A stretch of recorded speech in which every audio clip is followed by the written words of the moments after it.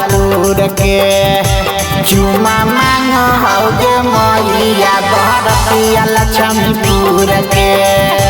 चुमा मांगो हौगे मैया बहरतिया रतनपुर के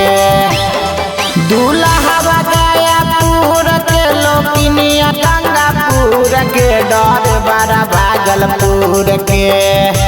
चुमा मांगो हौगे मैया बहरतिया लक्ष्मीपुर के चुमा मांगो हौगे मैया बहरतिया रतनपुर के चुमा मांगो हौगे मैया बहरतिया रतनपुर के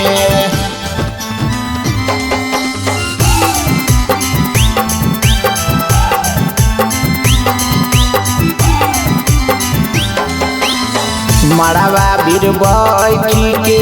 करई फुटानी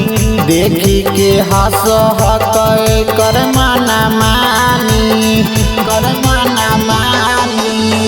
मड़वा बीर बैठी के करई फुटानी देखी के हंस हकै कर माना मानी अगे फेंको फूला तोड़ के नहीं बोलो हौसहूर गेला को हौवा कालो लगे चुमा मांगो हौगे मैया बहरतिया धर्मपुर के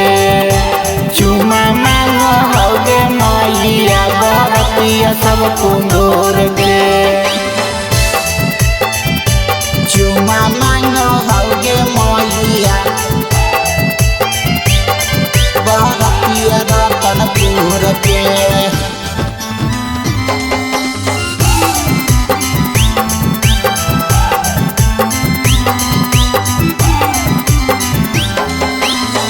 जमुई के छौड़न सबे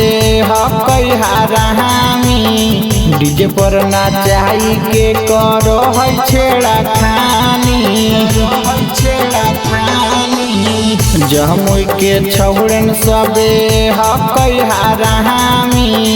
डीजे पर नाचाई के करो है छेड़ा खानी नीरजवा रतनपुर के पवनमा धर्मपुर के बनो है अपन पुर गे चुमा मांगो